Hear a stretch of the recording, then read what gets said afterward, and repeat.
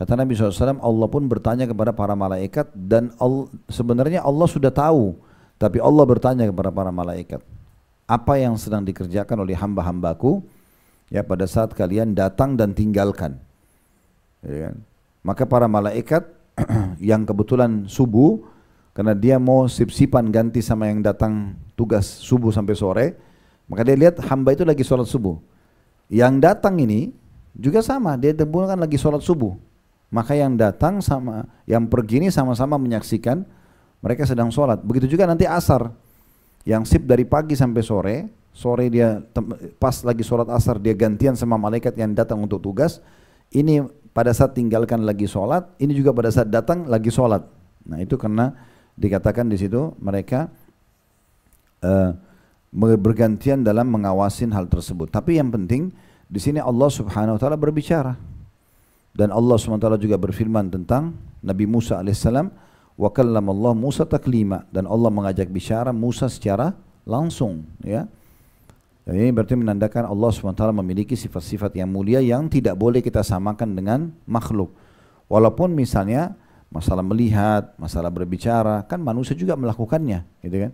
Tetapi Allah mengatakan laisa kamitsli syai'un wa huwas samiul basir. Allah tidak ada menyerupainya dan dia maha mendengar juga maha melihat. Allahu Rabbi wal Islam dini wa Muhammadan Rasulullah. Assalamualaikum warahmatullahi wabarakatuh. Alhamdulillah, tidak pernah berhenti lisan kita selalu memuji dan memuja Allah. Tentu nikmat terbesar adalah nikmat Islam dan iman, dan kita selamat dari keadaan sebagian manusia di mana mereka karena tidak mengenal Tuhan mereka Allah, akhirnya mereka mencari Tuhan-Tuhan seperti menyembah patung, pohon, dewa-dewa, bintang-bintang dan seterusnya. Maka dengan Islam ini kita jadi mengenal siapa pencipta alam semesta ini, pencipta diri kita juga, yaitu Allah Subhanahu Wa Taala, mengerucut kepada satu Tuhan. Dan ini kebahagiaan tersendiri, karena dengan melihat ke atas langit sana, apapun yang terjangkau atau tidak terjangkau oleh mata kita, dan yang ada di bumi juga terjangkau oleh mata dan tidak terjangkau oleh mata kita, di kedalaman lautan juga sama, maka kembali kepada satu susunan kata yang mulia, la ilaha illallah, la ma'buda bihaqqin illallah. Tidak ada Tuhan, pemilik, penguasa yang mengurus semua itu kecuali Allah. Dan kita tinggal bagaimana mengikuti apa yang Allah Subhanahu Wa Taala inginkan, diturunkan dalam bentuk hukum-hukum atau syariat. Jadi kita tahu mana makanan, minuman, pakaian, pendapatan, pergaulan yang boleh dan tidak boleh. Biasa dikenal dalam agama Allah dengan halal dan juga haram. Ini nikmat yang sangat luar biasa yang harusnya kita selalu jaga sampai wafat nanti. Allah Subhanahu Wa Taala berfirman, wala tamutunna illa wa antum muslimun, dan janganlah kalian sampai meninggal dunia kecuali dalam keadaan Islam. Selanjutnya kita panjatkan salam hormat kita kepada utusan Allah Nabi besar Muhammad sallallahu alaihi wa alihi wasallam, orang yang telah Allah datangkan dan utus kepada kita untuk membawa dan menjelaskan dan memperkenalkan siapa Allah Subhanahu Wa Taala, kemahabesarannya, kemahaluasan ilmunya, kemahamurahannya dan segala macam sifat-sifat yang sempurna. Dialah Raja yang sebenarnya yang telah diperintahkan untuk kita imani dan diberitakan oleh utusannya Nabi besar Muhammad sallallahu alaihi wasallam, dan tentu saja mengucapkan salam hormat kepadanya akan dibalas oleh Allah Subhanahu Wa Taala dengan pahala yang melimpah, karena satu kali salam ini kalau diucapkan akan dibalas dengan 10 rahmat atau 10 salam dari Allah Subhanahu Wa Taala, dan 10 salam dari Allah ini berisikan catatan pahala, pengampunan dosa, pemenuhan kebutuhan dan juga solusi dari permasalahan-permasalahan hidup. Baik, kita akan melanjutkan pada buku kita seperti biasa, bila Allah Subhanahu Wa Taala mudahkan, Riyadhus Shalihin yang tulis oleh Imam Nawawi rahimahullah. Dan kita alhamdulillah sudah berada di halaman 600-an ya. Kita akan bahas insyaallah 693, bab ke 189. Maaf, bab 188 di halaman 691. Bab keutamaan sholat subuh dan juga sholat asar. Di mana sebelumnya kita sudah membahas bab 187 tentang keutamaan sholat. Kembali tentunya diingatkan ya untuk diri saya pribadi dulu, baru kemudian para hadirin Bapak Ibu sekalian, bahwasanya solat satu-satunya ibadah di mana Nabi Muhammad SAW menerimanya di langit, sementara semua ibadah lain itu diterima di bumi. Ini berarti menunjukkan bahwasanya kedudukan solat sangat tinggi dalam Islam, dan tolok ukur seseorang itu adalah muslim yang sejati, yang patuh kepada Allah Subhanahu wa taala dilihat dari solatnya. Bila solatnya dia selalu menjaga dengan memberikan 3 hal yang kita titik beratkan kemarin. Kalau Bapak Ibu ingin mendapatkan maksimal pahala dalam solat, perhatikan 3 hal: tepat waktunya, tepat gerakannya, dan tepat bacaannya. Kapan sosok muslim atau muslim di depan kita, setiap azan langsung berhenti semua aktivitasnya, yang dilakukan adalah siap untuk solat. Kemudian yang kedua, pada saat mengerjakan solat, gerakannya diikuti dengan konsentrasi, kehusyuan, ketenangan, serta juga bacaannya semuanya tepat, sama digabungkan antara ketenangan dalam membaca dan benarnya lafaz yang diucapkan. Maka ini berarti orang tersebut layak untuk menjadi sahabat kita, layak untuk menjadi pasangan hidup, layak untuk menjadi atasan ataupun bawahan, atau kita hidup di lingkungan bersama dengan orang-orang seperti ini. Karena memang solat menjadi tolok ukur dalam kehidupan seseorang.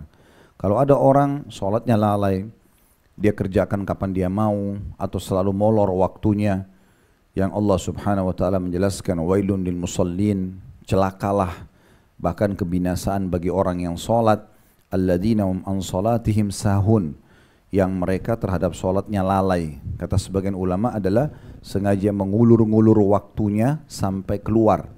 Misalnya duhur kayak sekarang ditunda-tunda, nanti aja. Begitu sudah menjelang azan asar baru solat, atau bahkan kadang-kadang sudah lewat, sudah masuk waktu asar baru mau solat. Perlu kita garis bawahi hukum syar'inya, kalau ada orang sengaja meninggalkan solat, bahasa Arabnya itu amdan, maka tidak ada lagi qadha bagi dia. Tidak ada qadha. Kalau orang sengaja hanya karena duduk ngobrol, tidur-tiduran, malas nunda-nunda waktu duhur misalnya sampai azan asar, sini nggak bisa lagi dia kerjakan sholat duhurnya, karena dia sudah meninggalkan sholat tersebut secara sengaja. Ya, maka tidak ada sholat, tidak ada qadha bagi dia. Qadha itu adalah orang yang punya udzur syar'i, memang betul-betul dia ketiduran, dia lupa, ya, atau misalnya dia lagi safar sehingga dia bisa menjamak qasar, takhir, diterlambatkan waktunya misalnya, itu beda. Tapi kalau tidak, maka tidak ada udzur sama sekali. Dan Nabi SAW sangat peduli dengan solat ini, sampai pada level di mana beliau kalau selepas solat pasti mengecek satu persatu sahabatnya. Semua dicek, mana si fulan, kalau memang ada yang tidak hadir, lalu Nabi SAW menanyakan siapa tetangganya. Kalau ada maka disuruh cari tahu, coba cek mana tetangganya, ada apa dengan orang ini. Kalau sakit dijenguk, kalau ada masalah apapun maka Nabi SAW segera menyelesaikan. Dan juga dalam banyak riwayat disebutkan Nabi SAW setiap kali menghadapi permasalahan apapun maka pasti larinya ke solat. Dalam riwayat-riwayat yang sahih disebutkan kalau terjadi angin ya yang kencang atau angin topan kita biasanya, atau terjadi hal-hal yang tidak diharapkan ya, atau dikhawatirkan terjadi sesuatu yang besar, bencana alam, maka Nabi SAW langsung solat. Dalam riwayat-riwayat lain bahkan kalau ada hajat apapun Nabi SAW arahnya kepada solat ya. Jadi saking pentingnya solat tersebut, dan kita tidak asing dengan kisah Isra dan Mi'raj di tahun ke-11 dari masa kenabian. Situlah disyariatkannya solat, dan harus Nabi SAW melakukan perjalanan dulu Isra malam hari dari Masjidil Haram ke Masjid Aqsa, yang itu jaraknya jauh sekali pada saat itu ya. Masjid Aqsa maksudnya masjid yang jauh. Kalau nama fisiknya Masjid Elia atau Baitul Maqdis, tapi dinamakan juga Masjid Aqsa karena terlalu jauh jaraknya waktu itu dari Mekah. Tapi Nabi SAW melakukan perjalanan semalam, kita sudah tahu pulang pergi, itu pun ditambah dengan Mi'raj lagi naik ke langit, dengan diperlihatkan kepada Nabi SAW segala macam pemandangan yang spektakuler waktu itu, karena diperlihatkan tentang jenis-jenis siksa kubur, diperlihatkan juga beberapa keadaan orang-orang di neraka, diperlihatkan surga, bertemu dengan ruh para nabi-nabi, dan segala macam kejadian yang luar biasa di masa itu. Intinya solat ini harus menjadi skala prioritas buat kita. Dan tidak asing lagi hadis Nabi SAW bahwasanya awal amal yang akan dihisab pada hari kiamat adalah solat seseorang. Kalau sholat itu baik, sempurna, maka beruntunglah dia. Dalam riwayat lain, maka dia akan membantu amal-amal yang lainnya. Dan kalau sholatnya kacau, rusak, maka rugilah dia. Dalam riwayat lain, maka akan mengganggu amal-amal yang lain. Oleh karena itu bab sholat ini bab yang sangat penting. Jangan karena kita sudah sering rutin tiap hari sholat, lalu kita berpikir, oh sholat, saya udah tahu kok. Bukan begitu. Justru kalau sering diulangi keutamaan-keutamaan. Karena dalam kitab ini, umumnya disebutkan tentang keutamaan-keutamaan. Sebagaimana yang sudah tahu tentunya dari awal belajar ya. Kita sekarang sudah akan sampai ke hadis nomor 1054. Artinya sudah 1053 hadis kita bahas secara nomor urut. Dan dengan syarah dan penjelasan itu berarti sudah lebih dari itu. Dan ini semua menandakan memang bahwasanya perlu seseorang mengulang-ulangi tentang keutamaan. Jadi kalau ibu dan bapak sekalian sudah merasa kendor secara keimanan, mulai malas sholat misalnya, atau malas puasa, atau malas berzikir, maka yang paling terbaik adalah mencari tahu keutamaan ibadah tersebut. Kembali mereview lagi, baca lagi, ketik di Google saja keutamaan zikir, keutamaan doa misalnya. Kalau mau visual ataupun audio bisa di media tidak asing buat kita seperti YouTube, Instagram, TikTok, Facebook dan seterusnya. Itu tidak asing tentunya. Dan kita sudah panjang lebar menjelaskan tentang keutamaan sholat di pertemuan yang lalu ya.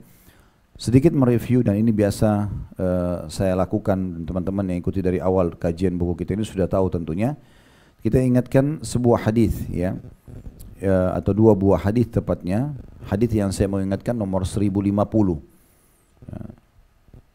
Itu yang berbunyi dari Jabir radhiyallahu anhu. Beliau berkata bahwasanya Rasulullah SAW bersabda, "Mathalus salawatil khamsi kamathali nahrin jarin ghamrin ala babi ahadikum yaktasilu minhu kulla yawmin khamsa marrat." Perumpamaan salat 5 waktu adalah bagaikan sungai yang mengalir dengan deras di depan pintu rumah salah seorang di antara kalian, yang dari sungai itu dia mandi setiap hari sebanyak 5 kali. Artinya terus saja dibersihkan dosa-dosanya. Dalam riwayat yang lain, ini pernah kita jelaskan dalam syarahnya, itu disebutkan oleh Al-Mundhiri rahimahullah dalam kitab At-Targhib Tarhib beliau. Hadis yang mirip serupa dengan ini, yang artinya kata Nabi SAW, perumpamaan sholat 5 waktu itu seperti seseorang pergi ke tempat kerjanya. Antara dia dengan tempat kerjanya itu ada 5 buah sungai. Pada saat dia pulang dari tempat kerjanya dalam kondisi dia letih, dia berkeringat ya. Kemudian dia mampir mandi di sungai yang pertama. Setelah itu dia keluar, lalu dia mandi di sungai yang kedua, begitu terus sampai dia tiba di rumahnya. 5 kali mandi di sungai. Apakah masih tersisa kotoran di badannya? Maka tentu saja tidak ya. Kata Nabi SAW, kata para sahabat, tentu saja tidak. Kata Nabi SAW, begitulah perumpamaan 5 waktu sholat. Karena kita kadang-kadang kayak tadi subuh, habis sholat subuh, menjelang duhur seperti ini mungkin ada aktivitas yang kita lakukan, kita tidak sadari ada perbuatan-perbuatan pelanggaran agama, maka sholat duhur membersihkannya. Nanti kemudian kalau kita aktivitas lagi antara duhur sama asar, kita tidak tahu dosa apa yang mungkin terjadi, mungkin dari pandangan mata di media sosial, mungkin mendengar sesuatu yang haram, mungkin mengucapkan segala macam, maka itu akan dibersihkan dengan sholat asar. Begitu juga dengan asar ke maghrib sama, maghrib akan membersihkan, maghrib ke isya, isya akan membersihkan, isya ke subuh juga akan membersihkan. Dalam sebuah riwayat yang lain kata Nabi SAW, kalau dikumandangkan azan, maka Allah mengutus malaikat yang mengatakan, wahai anak Adam, bangunlah dan bangkitlah memadamkan api yang kamu sudah nyalakan sendiri. Itu berhubungan dengan sholat. Maksudnya sholat ini akan membuat kita selamat dari siksa api neraka karena ada dosa yang kita lakukan. Begitu terus selama atau setiap waktu sholat yang dikumandangkan. Nah, dari hadis yang kedua yang kita ingin ingatkan kembali adalah hadis yang terakhir kita pelajari nomor 1053. Saya langkahin ya, 1051, 1052 saya langkahin.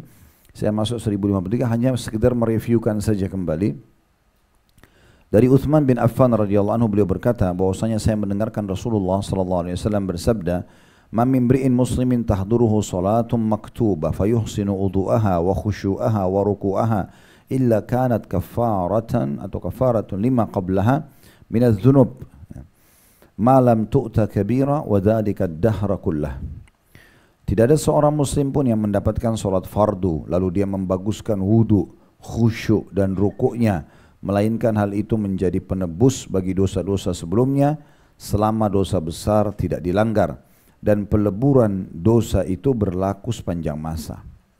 Jadi intinya sebenarnya sholat itu selain perintah agama yang akan dicatatkan pahala melimpah, menyelamatkan kita di akhirat nanti, juga menjadi tolok ukur orang itu baik atau tidak di dunia, serta di akhirat nanti tentu kita akan selamat dari siksa yang bisa disebabkan karena dosa-dosa, karena sholat membersihkan dosa-dosa tersebut. Baik, kita kerucutkan dari 5 waktu sholat ini ada 2 sholat yang lebih utama dari sholat-sholat yang lainnya. Itu adalah sholat subuh dan sholat asar. 2 sholat ini sholat yang lebih afdal dibandingkan sholat yang lainnya. Ya, nanti setelah subuh dan asar ini ada sholat isya yang kedua, baru kemudian datang sholat duhur dan maghrib. Ya. Jadi yang paling tinggi derajatnya di sisi Allah SWT adalah subuh dan asar. Nah ini sebabnya kenapa Imam Nawawi membabkan bab khusus di sini. Bab nomor 188, bab keutamaan sholat subuh dan sholat asar. Beranjak daripada hadis yang pertama, nomor 1054 dari awal kita belajar berbunyi, dari Abu Musa radhiyallahu anhu bahwa Rasulullah sallallahu alaihi wasallam bersabda, "Man shallal burdaini dakhalal jannah." Barang siapa yang melaksanakan sholat subuh dan asar, maka dia pasti masuk surga. Diriwayatkan oleh Bukhari dan juga Muslim. Kemudian dalam riwayat yang selanjutnya saya bacakan langsung, ya, karena ini semakna kurang lebih, ya. Yaitu hadits nomor 1055 dari Abu Zubair Umar bin Ru'aibah radhiyallahu anhu, beliau berkata, saya mendengar Rasulullah SAW bersabda, la yalijan nara ahadun shalla qabla tulu'i syamsi wa qabla gurubiha. Tidak akan masuk neraka orang yang sholat sebelum terbit matahari dan sebelum terbenamnya. Maksudnya sholat subuh dan juga sholat asar, diriwayatkan oleh Imam Muslim. Baik, 2 buah hadis ini memberikan pelajaran kepada kita. Yang pertama, Bapak Ibu sekalian, seperti biasa kita akan mengorek mutiara ilmunya. Yang pertama, adanya keutamaan kedua sholat ini, sholat asar, sholat subuh dan sholat asar. Dan diantara hikmahnya kata para ulama, karena 2 sholat ini adalah sholat yang paling berat dilakukan oleh orang-orang munafik. Karena subuh itu mereka masih asyik tidur, ya. Dan ini tentu butuh keimanan untuk membuat orang mau bangun di saat itu, ya. Subuh jam 4:30 jam 5 subuh ini masih berat, masih gelap biasanya bagi orang-orang munafik, ya. Tapi bagi orang-orang yang beriman, maka karena ada keutamaan yang dia kejar dan bentuk ketaatan kepada Allah SWT, mereka akan bangun, gitu ya. Itu juga dengan sholat asar, karena ini biasanya di masa dulu itu orang melakukan kailula atau istirahat siang hari. Nah, itu kan mungkin di Indonesia juga masih ada orang beristirahat siang hari, ya, kayak habis duhur sampai asar tidur siang biasanya. Jadi biasanya asar kebablasan gitu. Atau ada juga keadaan di mana orang sibuk dengan aktivitasnya, bisnisnya, meetingnya, ya, mungkin aktivitas yang lain lah, sehingga mereka melalaikan sholat asar ini. Itu terlewatkan bagi mereka. Nah ini diantara sebab kenapa dijadikan sholat ini adalah sholat yang sangat mulia. Karena memang ujiannya berat. Datang setelahnya sholat isya juga sama. Biasanya orang-orang munafik itu di masa Nabi SAW mereka malas sekali ke masjid untuk menjalankan sholat isya karena waktu tidur bagi mereka. Kalau sholat maghrib, sholat duhur ini umumnya orang bisa kerjakan, gitu ya.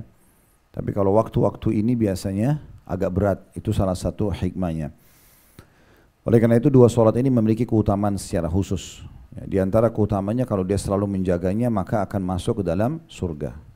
Tapi yang perlu digarisbawahi di sini, bukan berarti orang kalau sholat 2 sholat saja ini berarti pasti masuk surga, sementara dia tinggalkan maghrib, dia tinggalkan duhur misalnya, atau dia tinggalkan isya. Bukan seperti itu pemahamannya. Artinya orang kalau mengerjakan 5 waktu sholat dan dia lebih sempurnakan 2 waktu ini, maksudnya 2 waktu ini lebih difokus sama dia, lebih diperhatikan secara khusus, baik itu pakaian yang dipakai, baik itu bacaannya, baik itu kekhusyuan sholatnya, maka dijamin baginya masuk ke dalam surga, ya. Jadi jangan sampai salah faham, karena kalau orang tangkap secara letterlet atau dia belajar otodidak, dia akan fahami bahwasanya oh kalau sholat dua sholat ini saja selesai, yang lainnya tidak usah dijaga. Kalau seperti itu persepsinya, maka tidak perlu Nabi SAW diperintahkan untuk Isra dan Mi'raj dan menerima 5 waktu sholat. Dan tidak perlu Nabi SAW sendiri mempraktekkan, memerintahkan juga umatnya untuk azan di setiap waktu sholat. Dan beliau sendiri sholat 5 waktu itu. Jadi tidak mungkin pemahamannya begitu ya. Maka oleh karena itu di sini dimaksud adalah 2 sholat ini punya keutamaan secara khusus dan akan memiliki kedudukan yang tinggi di sisi Allah Subhanahu wa Ta'ala. Kemudian hadis nomor 1056, lanjutannya hadis ketiga dalam bab kita, dari Jundub bin Sufyan radhiyallahu anhu, dia berkata, Rasulullah SAW bersabda, "Man shalla subha fahuwa fi dhimmatillah, fanzur ya ibna Adam, la yatlubannaka Allahu min dhimmatihi bi syai'." Barang siapa yang melaksanakan sholat subuh, maka dia berada dalam lindungan Allah. Maka perhatikanlah wahai anak Adam, jangan sampai Allah menuntutmu sedikit pun karena perlindungannya. Hadis ini diriwayatkan oleh Imam Muslim. Hadis ini secara khusus disebutkan tentang keutamaan sholat subuh. Ya. Siapa yang melakukan sholat subuh ini, maka dia punya keutamaan. Allah berikan dia semacam satu perlindungan khusus, ya, tiket VIP di mana dia bisa dilindungi dari segala macam mara bahaya. Jadi kalau ibu dan bapak lagi istirahat malam pun, subuh ini nggak boleh luput. Dia usahakan harus dikerjakan. Siapa yang sempat mengerjakan tepat waktunya, apalagi kalau berjamaah, dia dilindungi oleh Allah sampai subuh besok. Nah, ini punya keutamaan khusus. Ya, jadi kuncinya di subuh. Sebagian ulama juga ada yang mengatakan orang kalau jaga subuh, biasanya sholat yang lain terjaga. Karena emang ini sholat yang paling berat, orang lagi tidur gitu ya. Kalau dia jaga subuh, maka duhur, asar, maghrib, isya itu lebih mudah untuk dijaga. Tapi kalau dia lalaikan subuh, maka yang lain juga lebih mudah untuk dilalaikan. Ya. Intinya sebenarnya di sini yang poin yang bisa kita ambil pelajaran, yang pertama keutamaan sholat subuh, ya, terutama tepat waktu, apalagi berjamaah ya. Kalau ibu-ibu misalnya di rumah tidak ada yang temani berjamaah, nggak masalah. Yang penting sholat tepat waktunya. Kemudian yang kedua, ya, di sini adanya perlindungan dari Allah Subhanahu Wa Taala yang Allah berikan dari segala macam mara bahaya, segala macam mara bahaya. Artinya kita seperti diberikan jaminan. Bayangkan Bapak Ibu sekalian, kalau kita berteman, kita tidak usah langsung, tidak usah sama manusia-manusia yang kelasnya biasa. Kita bicara presiden misalnya. Kalau presiden memberikan jaminan kepada kita, saya jamin kamu akan aman, ya misalnya hari ini sampai besok tidak akan ada yang bisa mengganggu kamu. Saya yakin kita sangat tenang dan nyaman karena dapat jaminan tersebut misalnya. Nah, ini Allah Subhanahu wa Ta'ala menjamin. Artinya dari segala macam mara bahaya, gangguan syaitan, hewan-hewan buas, gangguan manusia yang mau berbuat jahat sama kita, semuanya kita akan terjaga kalau menjaga sholat subuhnya. Ya, bagi orang yang belum terbiasa, maka harus membiasakan dengan mulai niat ingin bangun sholat subuh, dan kemudian juga dibantu dengan alarm misalnya di mana dia bisa bangun, dan usahakan beberapa waktu sebelum azan subuh supaya kita tidak luput dari awal waktunya. Ya. Ini hadis nomor 1056. Hadis selanjutnya nomor 1057 berbunyi dari Abu Hurairah radhiyallahu anhu, beliau berkata, Rasulullah sallallahu alaihi wasallam bersabda, "Yata'aqabuna fikum malaikatun bil-laili wa malaikatun bin-nahar wa yajtami'una fi salati as-subhi wa salati al-'asri thumma ya'ruju alladhi batu fikum fayas'aluhumullah wa huwa 'alamu bihim kaifa taraktum 'ibadi fayaqulun taraknahum wa hum yusallun wa atainahum wa hum yusallun." Hadis ini diriwayatkan oleh Bukhari dan juga Muslim. Kata Nabi SAW, malaikat malam dan malaikat siang datang bergantian kepada kalian. Mereka berkumpul pada sholat subuh dan sholat asar. Kemudian naiklah malaikat yang telah bertugas malam di tengah kalian. Maksudnya melapor kepada Allah, lalu Allah bertanya kepada mereka. Padahal D-nya besar kata ganti Allah, lebih mengetahui tentang mereka. Bagaimana kalian meninggalkan hamba-hambaku? Maka para malaikat menjawab, kami meninggalkan mereka ketika mereka sedang sholat, dan kami mendatangi mereka ketika mereka sedang sholat. Diriwayatkan oleh Bukhari dan juga Muslim. Dari hadis ini langsung saja kita ambil pelajaran. Pelajaran yang pertama, adanya makhluk Allah Subhanahu wa Ta'ala yang mulia, itu para malaikat yang memang dikhususkan oleh Allah Subhanahu wa Ta'ala untuk menjalankan tugas-tugas. Kalau Bapak Ibu ingin bisa baca di surah nomor 70 dan 79. Surah nomor 77 dan 79 dalam Al-Quran, itu di ayat-ayat pertamanya menjelaskan tentang tugas-tugas malaikat. Nah, di antara tugas mereka ada yang ditugaskan oleh Allah SWT, itu khusus untuk mencatat amal-amal, mencatat amal-amal kita, amal baik atau amal buruk, gitu ya. Dan amal-amal yang mencatat amal ini mereka sip-sipan. Ya. Ada yang datang subuh, ya, gantian sama yang tugas sebelumnya. Nanti dia tugas menjaga dari subuh, mencatat amal sampai asar. Yang asar datang sampai besok subuh lagi. Jadi 2 waktu begitu ya. Yang datang subuh itu sampai asar, yang bertugas asar sampai besok subuh datang asar. Ini mereka tugasnya begitu. Semua catatan-catatan apapun dari kebaikan-kebaikan yang kita kerjakan dan keburukan dicatat oleh malaikat-malaikat ini. Makanya dikatakan ya ta'aqab. Ya ta'aqab ini maksudnya mereka silih berganti dan selalu ketat menjaga. Mereka betul-betul mengawasin manusia tersebut. Tentu ada juga fungsi malaikat yang lain ya. Mereka menjaga manusia dari mara bahaya misalnya ya. Ada tugas-tugas, ada yang mengurus lautan, yang mengurus pergantian musim, populasi manusia, hewan, tumbuh-tumbuhan, yang mengurus daratan dan lautan, semua itu ada tugas-tugas para malaikat ya. Oleh karena itu kita perlu faham baik-baik Bapak Ibu sekalian, kalau di muka bumi ini semuanya aman, dijaga oleh para malaikat gitu ya. Kecuali yang Allah Subhanahu wa taala takdirkan ada ujian datang. Oleh karena itu orang-orang Mekah dulu, mereka yang belum mengenal Islam, mereka seringkali dalam surah Jin diceritakan begitu. Mereka kalau keluar melakukan perjalanan, mau perniagaan kah atau safar kemana saja, seringkali mereka lakukan kalau mereka mampir di sebuah lembah, maka pimpinan kafilah datang kepada seluruh peserta kafilah itu, kalau kafilah kayak kita sekarang grup itu ya, mengatakan coba apa yang kalian mau nyumbang untuk penjaga lembah. Maka orang pun pada nyumbang semua, ada yang kurma, ada yang keju, ada yang madu, ada yang segala macam, apa saja bekal mereka sumbang. Lalu pemimpin kafilah tersebut datang ke tengah-tengah lembah, lalu berkata, wahai penjaga lembah, wahai yang berkuasa di lembah ini, ini setengah bekal kami, ambillah dan jangan ganggu kami. Sebenarnya lembah itu tidak ada apa-apa sama sekali. Semua tempat di muka bumi ini aman. Bapak Ibu mau jalan di lembah padang pasir, mau jalan di lereng gunung, mau naik ke atas gunung, semuanya aman. Ya, asalnya begitu. Tapi banyak manusia yang menyalahgunakan itu. Mereka sendiri yang memunculkan rasa khawatir mereka. Yang mereka maksud dengan penjaga lembah adalah para jin. Padahal sebenarnya jin-jin ini tidak menjadi penjaga lembah. Ya. Tidak ada istilahnya jin itu menjadi penjaga sebuah tempat. Ini semua dijaga oleh dan dirawat oleh para malaikat.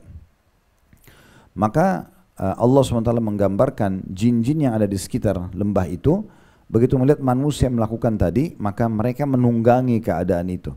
Allah mengatakan fazaduhum rahaqa, maka jin-jin itu makin mengerjai mereka. Ya, sebenarnya tidak ada apa-apa. Makanya orang yang bersemedi, ya minta-minta sesuatu pada penjaga lembah lah, penjaga laut lah, segala macam, itu semua kedustaan.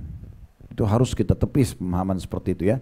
Atau menganggap di rumah saya ini ada penjaganya. Selalu begitu. Ucapan ini sudah cukup ditangkap oleh setan di sekitar kita untuk mengerjain kita. Ini sudah pernah kita sampaikan itu ya. Sama dengan saya pernah ingatkan dan saya sampaikan dan saya ingatkan kembali, cara namanya ruh gentayangan gitu ya. Yang biasa kita bilang di Indonesia itu ada ruh gentayangan. Kalau ada rumah di situ ada orang bunuh diri, biasanya orang tidak mau beli rumahnya. Takut gitu kan. Saya pernah lewat di daerah Pondok Indah itu ada rumah tua banget. Terus orang-orang situ cerita sama saya yang lagi satu mobil. Ini Ustaz rumahnya nggak ada yang mau beli karena dulu pernah ada orang Jepang atau siapa gitu tinggal di sana terus dibunuh sekeluarga. Katanya takut ada ruh gentayangan. Saya bilang kalau dijual murah saya mau beli itu. Apa yang mesti dikhawatirkan? Tidak ada sama sekali. Orang yang meninggal dunia masuk ke dalam kuburan selesai, clear, ya, nggak akan pernah keluar selamanya. Berapa banyak orang di muka bumi ini penjahat, ya, preman, membunuh orang, nggak diganggu.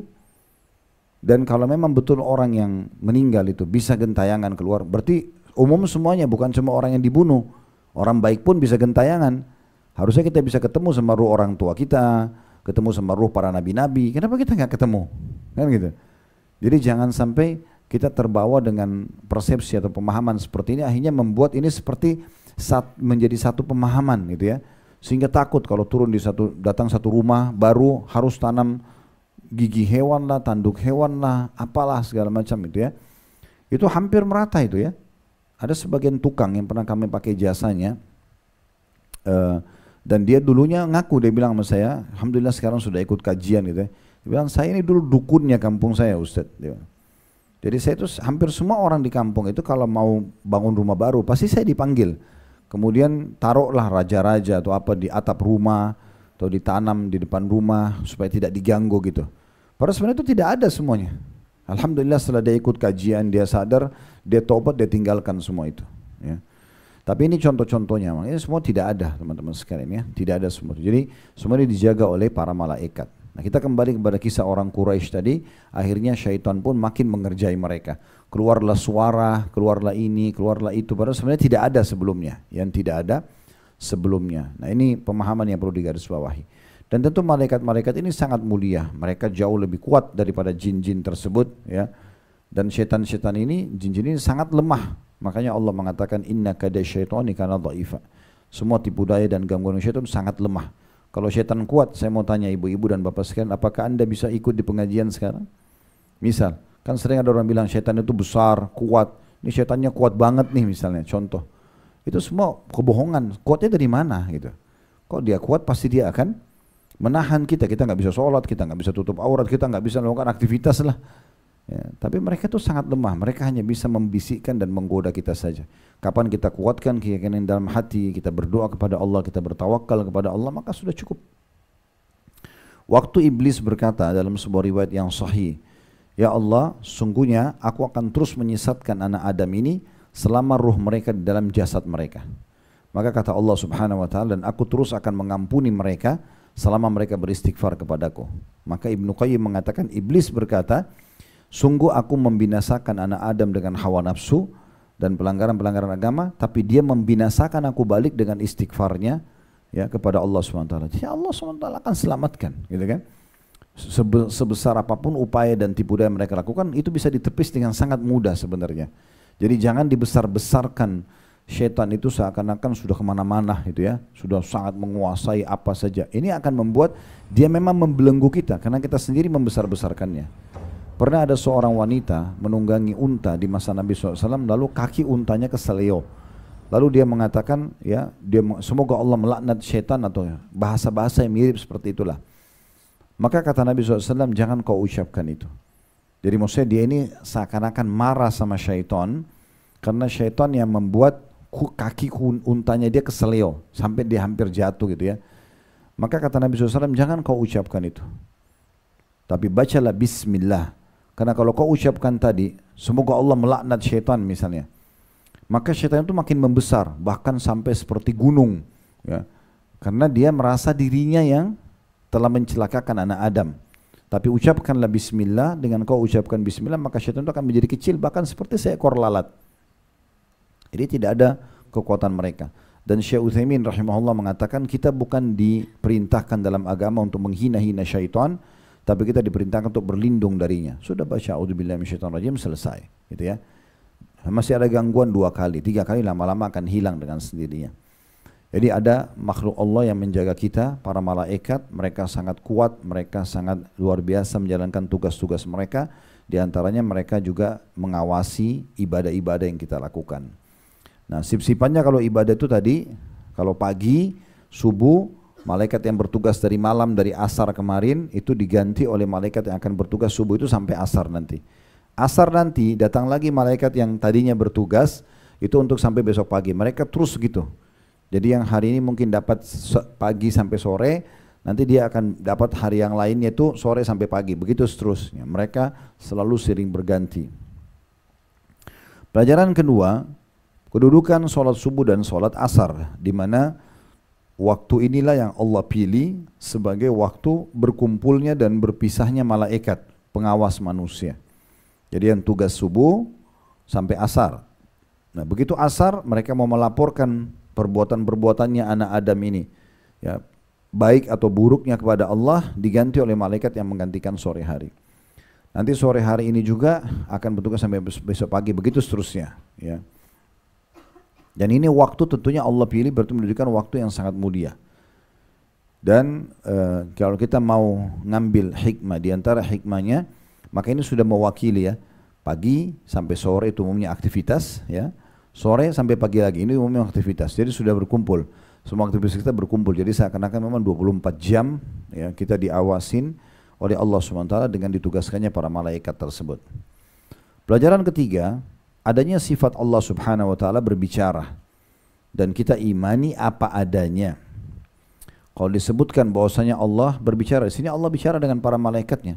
Kata Nabi SAW, Allah pun bertanya kepada para malaikat dan sebenarnya Allah sudah tahu, tapi Allah bertanya kepada para malaikat, apa yang sedang dikerjakan oleh hamba-hambaku ya pada saat kalian datang dan tinggalkan. Ya kan? Maka para malaikat yang kebetulan subuh, karena dia mau sip-sipan ganti sama yang datang tugas subuh sampai sore, maka dia lihat hamba itu lagi sholat subuh. Yang datang ini juga sama, dia kan lagi sholat subuh. Maka yang datang sama yang pergi ini sama-sama menyaksikan mereka sedang sholat. Begitu juga nanti asar, yang sip dari pagi sampai sore, sore dia pas lagi sholat asar dia gantian sama malaikat yang datang untuk tugas. Ini pada saat tinggalkan lagi sholat, ini juga pada saat datang lagi sholat. Nah itu karena dikatakan di situ mereka bergantian dalam mengawasin hal tersebut. Tapi yang penting di sini Allah Subhanahu wa taala berbicara. Dan Allah Subhanahu wa taala juga berfirman tentang Nabi Musa alaihissalam, wa kallamallahu Musa taklima, dan Allah mengajak bicara Musa secara langsung ya. Dan ini berarti menandakan Allah SWT memiliki sifat-sifat yang mulia yang tidak boleh kita samakan dengan makhluk. Walaupun misalnya masalah melihat, masalah berbicara, kan manusia juga melakukannya, gitu kan. Tetapi Allah mengatakan, laisa kamitsli syai'un wa huwas samiul basir. Allah tidak ada menyerupainya dan dia maha mendengar juga maha melihat. Ya. Kalau ada manusia yang coba mengalihkan ini, maka seakan-akan dia menolak apa yang Allah SWT bahasakan atau sampaikan kepada kita. Dan kadang-kadang yang membuat mereka menolak sifat bicaranya Allah atau sifat turunnya Allah Subhanahu wa taala di sepertiga malam. Kalau tinggal sepertiga malam Allah turun ke langit bumi gitu kan. Kemudian juga hari Arafah Allah Azza wa Jal datang kemudian membanggakan para jemaah haji di Arafah, dan banyak hadis-hadis yang serupa dengan ini tentunya ya. Itu semua ya, orang yang menolak ini biasanya karena dia menyamakan, membayangkan seperti manusia. Hanya dia bilang, nggak mungkin nanti akan sama dong Allah sama manusia. Ini keliru karena dia sendiri yang menanamkan itu dalam diri dia. Kalau dia tidak berkeyakinan bahwasanya itu sama dengan Allah, maka tidak ada masalah. Karena sulit sekali untuk menolak dan mengalihkan makna-makna seperti ini seakan-akan bukan Allah berbicara ini, ya, bukan Allah bicara sama malaikatnya, lalu dialihkanlah dengan makna-makna yang lain. Padahal sudah jelas lafadznya Allah bertanya kepada para malaikat dan lalu disebutkan lagi apa yang Allah tanyakan. Ya, Allah mengatakan, bagaimana kalian menemukan hamba-hambaku. Ini berarti jelas sekali sifat Allah Subhanahu wa ta'ala. Pelajaran terakhir yang keempat dari hadis ini adalah pentingnya seorang muslim untuk menjaga ibadah sholatnya. Kalau tadi kan sebelumnya khusus keutamaan subuh dan asar, tapi ini yang kedua tadi, keutamaan yang kedua. Keutamaan yang keempat ini adalah keutamaan sholat secara umum, pentingnya seorang muslim menjaga dan masuk global, sholat wajib, sholat sunnah ya. Dan pernah kita jelaskan itu ya, ada sholat wajib seperti sholat 5 waktu, dan ada sholat Jumat bagi laki-laki, kemudian ada juga sholat yang sunnah muakkadah yang sangat ditekankan seperti sholat qobliyah, ba'diyah gitu ya, sholat tahajud. Ada juga yang namanya tatawu, sholat tambahan. Ya, misalnya ibu habis, anggaplah kita lagi taklim nih Bapak Ibu sekalian, lalu sebentar pas selesai taklim sampai menjelang asar, kayaknya saya masih ada wudu, saya mau dekatkan diri kepada Allah SWT, saya ingin sholat 2 rakaat, niatkan ingin sholat karena Allah SWT, namanya sholat tambahan, sholat tatawu, itu dibolehkan ya, itu dibolehkan, itu bukan sholat taubat, bukan sholat wudu ya, cuma sholat mendekatkan diri kepada Allah SWT ya. Nah ini seperti yang disebutkan tadi, kalau sedang terjadi angin kencang, Nabi SAW langsung segera sholat itu ya. Nah ini termasuk diistilahkan dengan sholat tatawu. Mirip juga dengan puasa, dan namanya puasa tatawu ya. Kalau puasa Senin Kamis itu kan puasa sunnah yang muakkad, ditekankan sekali. Tetapi kalau puasa tatawwu ini mirip dengan atau sejalan dengan makna hadis. Waktu Nabi SAW pulang selepas subuh ke rumah Aisyah lalu bertanya, apakah kalian punya makanan untuk sarapan? Maka Aisyah mengatakan, tidak ada ya Rasulullah. Kata Nabi SAW, kalau begitu hari ini aku puasa. Itu bukan hari Senin Kamis, karena kalau Senin Kamis Nabi nggak perlu nanya makanan. Nah, dalam riwayat-riwayat sahih dikatakan Nabi selalu berpuasa gitu ya. Nah, seperti itu memahaminya. Baik, dua buah hadis terakhir dalam bab kita ini, hadis nomor 1058 dan 1059. Hadis nomor 1058 berbunyi dari Jarir bin Abdullah Al-Bajali radhiyallahu anhu, beliau berkata, "Kunna 'inda Nabi sallallahu alaihi wasallam fa nadhara ila al-qamari lailatal badr faqala innakum satarawna rabbakum kama tarawna hadzal qamar la tudammuna fi ru'yati fa in istata'tum alla tuglabu ala salatin qabla tulu'i syamsi wa qabla ghurubiha faf'alu." Terjemahannya, kata Jarir radhiyallahu anhu, kami berada di sisi Nabi SAW, tiba-tiba beliau melihat rembulan di malam purnama. Maksudnya arah mata Nabi menuju ke melihat bulan yang terang itu. Lalu beliau bersabda, sungguhnya kalian akan melihat Rabb kalian sebagaimana kalian melihat rembulan ini. Kalian tidak akan bersusah payah dalam melihatnya. Maka jika kalian mampu untuk tidak terlewatkan oleh solat sebelum terbit matahari dan sebelum terbenam matahari, maka lakukanlah. Diriwayatkan oleh Bukhari dan juga Muslim. Dalam satu riwayat, fanadhara ilal qamari lailata arba'a asyrata. Lalu beliau melihat rembulan pada malam ke-14. Malam ke-14 maksudnya dari hari-hari bulan Hijriah. Ini pada hari puasa Ayyamul Bid ya. Kan 13, 14, 15 ya. Seperti itulah. Baik, hadis ini memberikan pelajaran kepada kita. Langsung saja kita masuk ke inti faedahnya. Yang pertama, kedudukan Jarir bin Abdullah Al-Bajali radhiyallahu anhu. Sudah kita paparkan Bapak Ibu sekalian dari awal kita bedah buku kita ini, dan ini metode yang kami gunakan dalam semua kajian buku hadis. Ada Sahih Hadis Qudsi di media kami juga, ada Sahih At-Targhib Tarhib, ya, dan ini juga dalam Riyadhus Shalihin.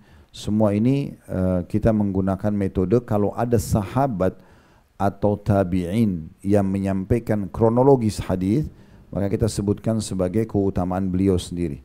Jadi keutamaan pertama kedudukan Jarir, karena Jarir ini yang menceritakan kepada kita. Kan bisa saja beliau mengatakan Rasulullah SAW bersabda begini dan begitu ya.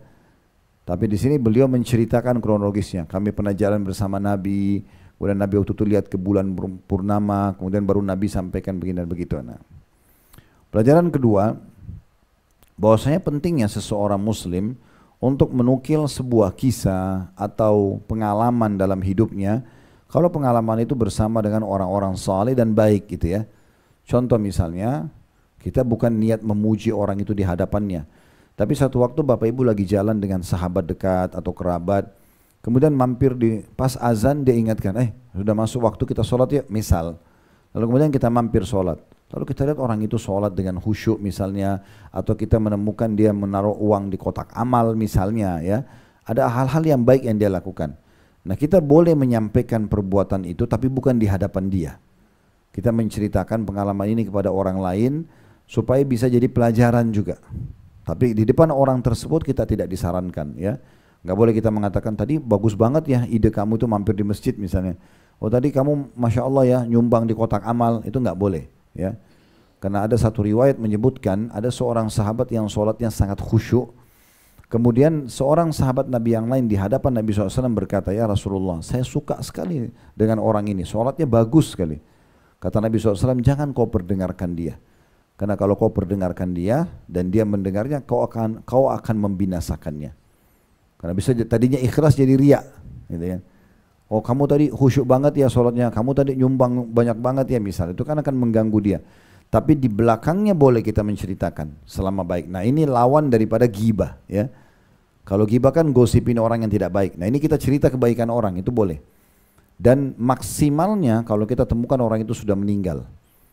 Misalnya orang tua kita sudah meninggal, ada sahabat kita meninggal, atau pasangan hidup meninggal, lalu kita ceritakan tentang pengalaman-pengalaman. Pernah waktu Umar bin Khattab radhiyallahu anhu sudah meninggal dunia, beliau meninggal dalam kondisi umurnya sudah tua, 63 tahun. Salah satu istri Umar yang masih hidup waktu itu hampir seumur dengan Umar, di atas 60 tahun. Waktu meninggal Umar dan selesai masa iddahnya, perempuan itu dinikahi oleh laki-laki. Ada satu laki-laki yang hidup di masa itu menikahi mantan istrinya atau istrinya Umar bin Khattab gitu kan. Dan perempuan itu menerima lamarannya, menikahlah. Lalu orang-orang pada tanya, kenapa kau nikahi wanita tua ini? 60 tahun lebih umurnya gitu. Lalu dia mengatakan, demi Allah saya nikahi dia hanya untuk mengetahui rahasia sholat malamnya Umar. Jadi supaya mau tahu Umar itu buat apa aja sih di rumah, biar dia yang bongkar buat saya gitu. Karena itu saya nikahi dia. Jadi begitu orang mau mengejar ya kebaikan-kebaikan orang lain, sampai seperti itu ya. Jadi kita boleh menceritakan apapun kebaikan-kebaikan. Nah, kalau dari hadis ini kita lihat bagaimana Jarir radhiyallahu menceritakan tentang pengalamannya dengan Nabi SAW. Saya pernah jalan dengan Nabi, kemudian Nabi pun melihat ke bulan, kemudian Nabi menyampaikan ini dan itu misalnya. Nah seperti itulah. Pelajaran ketiga yang bisa kita ambil adalah bahwasanya kita semua akan melihat zatnya Allah Subhanahu Wa Taala yang mulia. Ya, semua orang-orang beriman akan melihat. Alasan kenapa Allah Subhanahu Wa Taala belum memperlihatkan zatnya di dunia itu dengan hikmah dan kemahaluasan ilmunya. Tapi yang jelas Allah memberikan batasan mata kita tidak bisa melihat Allah Subhanahu Wa Taala. Sekarang kita lihat ke matahari aja di siang hari mungkin akan susah ya, kerepotan. Memang mata manusia sangat terbatas. Oleh karena itu kita juga tidak bisa melihat jin, tidak bisa melihat malaikat karena ada batasan mata kita gitu. Itu alasannya Allah berikan batasan kalau di dunia. Di akhirat karena memang Allah Subhanahu Wa Taala menjadikan melihat Allah Subhanahu Wa Taala nikmat terbesar di surga. Ini sudah pernah kita jelaskan hadisnya. Saya kembali ingatkan dua buah riwayat. Kata Nabi SAW, nanti kalau ahli surga sudah masuk ke dalam surga semuanya, termasuk yang lewat neraka dulu. Karena ada orang-orang yang dikenal dengan istilah usatul mu'minin, orang-orang mukmin yang banyak dosanya, di timbangan amal nanti dosanya lebih berat daripada amal solehnya. Dia masuk neraka dulu, kemudian nanti setelah bersih akan masuk ke dalam surga. Nah kata Nabi SAW, kalau semua orang-orang beriman sudah masuk ke dalam surga, termasuk yang masuk neraka dulu. Jadi di neraka nanti tinggal orang-orang munafik, orang musyrik, ya, orang-orang kafir yang abadi. Wa na'udzubillah. Nah ini orang muslim semua sudah masuk surga. Mereka sudah di istana mereka semua, maka Allah Azza wa Jalla akan berfirman dan berkata kepada mereka, apakah kalian sudah puas dengan apa yang aku berikan? Di sini Allah belum memperlihatkan zatnya. Maka mereka serentak semua mengatakan ahli surga, dan semoga kita termasuk insya Allah. Nanti kita semua akan mengatakan, surga akan mengatakan, ya Allah nikmat apa lagi yang kami harapkan? Masa kami nggak puas gitu ya? Setelah Engkau masukkan kami ke dalam surga ini dengan istananya, dengan dayang-dayangnya, dengan segala macam fasilitasnya, dan kami selamat dari neraka. Karena nanti kalau kita mau masuk surga Bapak Ibu sekalian, kita pasti lewatin neraka. Walaupun tidak masuk di dalam, lewat di atasnya. Sudah tahu hadis tentang sirat kan, jalan yang dibentangkan di atas neraka. Itu akan dilewatin kalau orang-orang kafir, orang munafik, orang musyrik mereka lewat jatuh. Kalau orang-orang muslim dia akan lewat. Kan ada orang yang kata Nabi SAW golongan pertama lewat di atas sirat, di atas neraka itu seperti cepatnya kilat, ada seperti bulan purnama, ada seperti burung yang terbang, ada seperti kuda yang berpicu dengan cepat, ada seperti orang yang berlari, ada seperti orang yang berjalan terus merangkak, yang kemudian dia kehabisan amal yang mendorongnya untuk melewati sirat. Ini dia lewati di atas neraka, sehingga semua orang ahli surga nanti sudah pernah lihat neraka. Tujuannya agar mereka tahu, oh ini dahsyatnya ya, saya diselamatkan dari siksa ini gitu ya. Seperti itu, maka mereka terus bersyukur pada saat masuk ke dalam surga.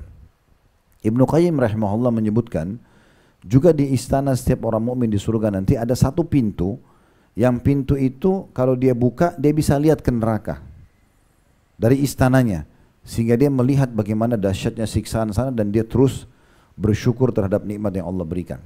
Intinya kita kembali ke hadis tadi, kata Nabi SAW, maka mereka mengatakan, ya Allah kenapa kami nggak puas setelah Engkau masukkan kami dalam surga, selamatkan kami dari api neraka. Maka riwayat pertama Allah mengatakan, hari ini aku ridho kepada kalian dan tidak akan murkah lagi selamanya. Maka di situ membuat ahli surga sangat gembira. Artinya mereka boleh berbuat apa saja dan Allah tidak akan lagi menghukum mereka.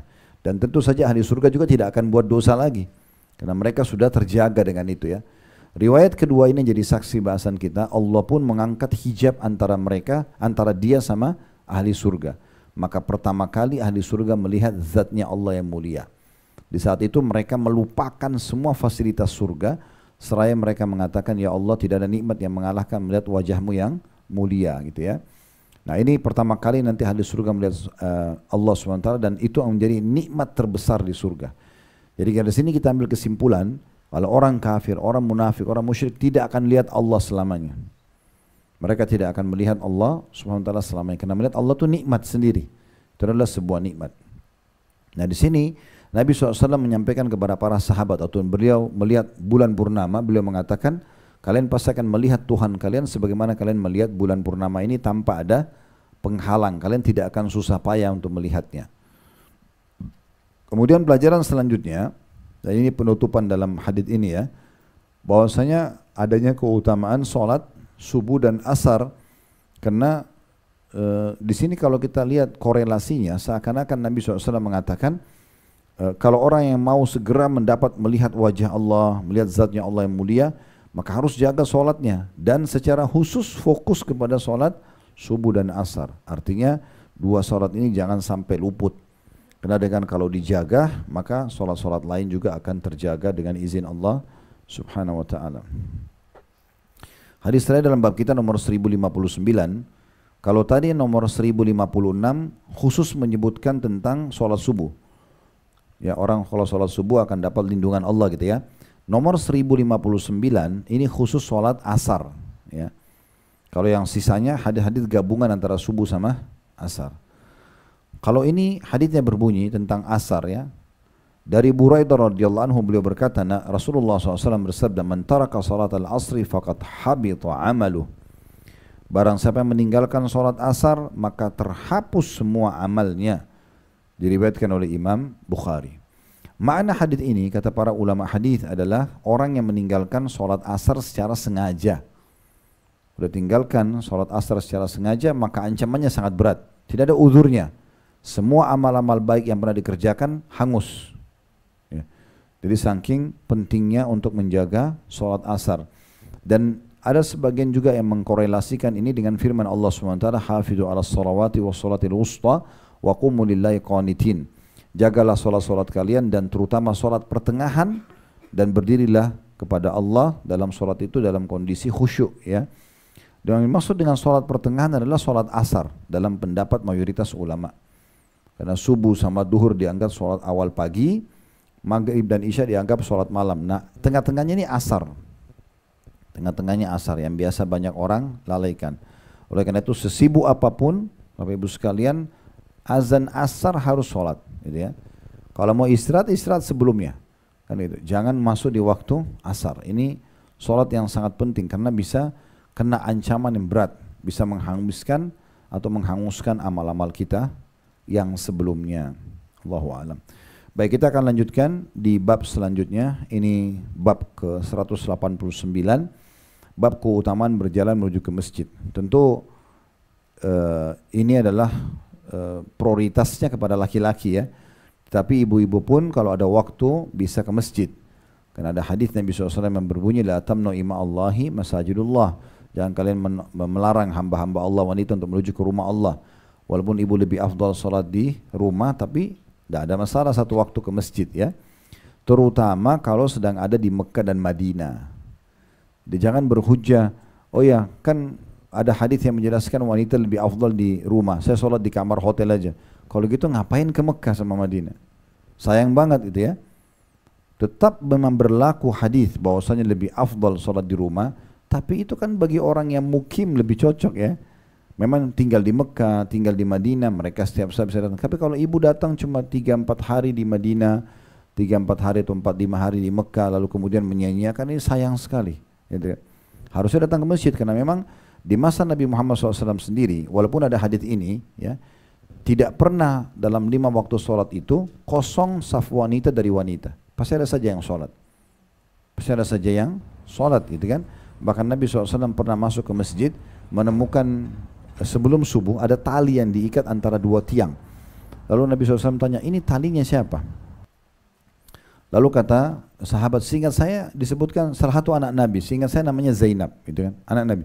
Mereka mengatakan ini punyanya anak anda ya Rasulullah, gitu kan.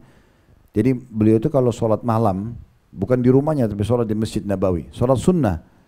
Kalau ngantuk dia pegang pada tali itu supaya enggak tidur gitu.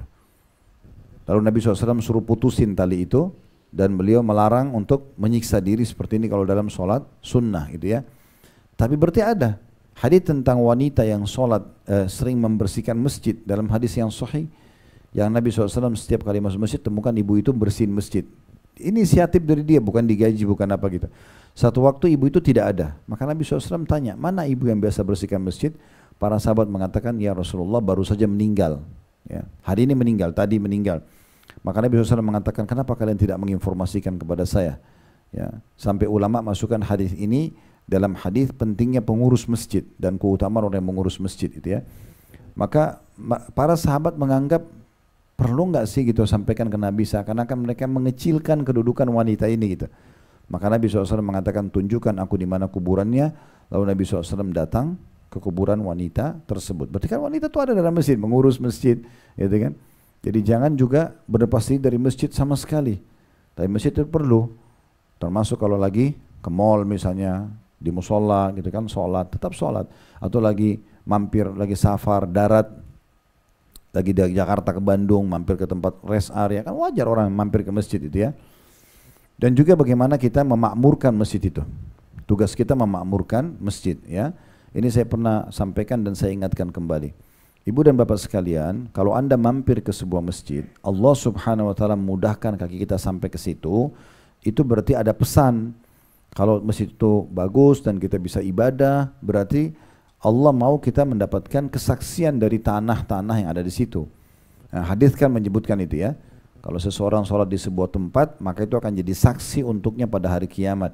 Makanya kita dianjurkan kalau habis sholat wajib pindah sholat sunnahnya ke tempat yang lain atau tukar sama teman kita di sebelah ya, supaya nanti bisa menjadi saksi hari kiamat. Jadi memang kita dianjurkan itu dan tentunya kita bisa rekomendasikan masjid itu kepada teman-teman kita. Tapi satu sisi, bukan itu yang saya mau sampaikan. Yang saya mau sampaikan adalah satu sisi, kalau misalnya kita temukan masjid tersebut dan Allah sampaikan kaki kita di sana, masjid atau musola, ternyata panas, karpetnya kotor, kamar mandinya misalnya bau lah, contoh. Allah menginginkan kita punya andil di situ. Jangan malah kita pergi lalu menghina. Masjidnya kotor, masjidnya bau, masjidnya panas, ya. Kalau bapak ibu punya rumah, didatangi oleh tamu, lalu kemudian anggaplah berantakan sedikit, lalu orang itu pulang lalu mengatakan rumahnya si fulan itu kotor. Saya yakin kita akan tersinggung, gitu kan? Bagaimana dengan rumah Allah Subhanahu wa taala? Sunnah Nabi SAW, kata Aisyah radhiyallahu anha, Nabi SAW menyuruh agar masjid-masjid itu dibangun dan juga dirawat serta diberikan wangi-wangian. Kita disuruh maintenance itu ya. Jadi kalau ada masjid seperti ini malah kita yang belikan AC, kita yang renovasi, kita yang laundrykan karpetnya atau ganti misalnya, kita yang perbaikin kamar mandinya supaya ada andil kita di situ, bukan malah kita hina ya. Apalagi kita ketemu sama teman, jangan ke sana, sholat sana itu masjidnya kotor misalnya. Itu kan masjid rumahnya Allah Subhanahu wa taala. Dan kata Nabi SAW, ya, tempat di muka bumi yang paling Allah cintai adalah masjid. Adalah tempat-tempat musola walaupun kecil. Di sebelahnya mungkin ada rumah-rumah mewah, tetap musola itu lebih mulia di dalam agama Islam. Nah ini penting ya. Nah salah satu memakmurkan masjid adalah jalan menuju ke sana. Dan ini bagian daripada perintah agama dan cukup banyak tentu keutamaan menuju ke masjid. Di antaranya hadis yang pertama dalam bab kita ini, hadis nomor 1060 urutan dari awal belajar dari Abu Hurairah radhiyallahu anhu bahwa Nabi SAW bersabda, "Man ghada ilal masjidi aw raha, a'addallahu lahu fil jannati nuzulan kullama ghada aw raha." Barang siapa yang pergi ke masjid pada pagi atau petang hari, maka Allah menyiapkan untuknya hidangan di surga setiap kali dia berangkat pagi ataupun sore.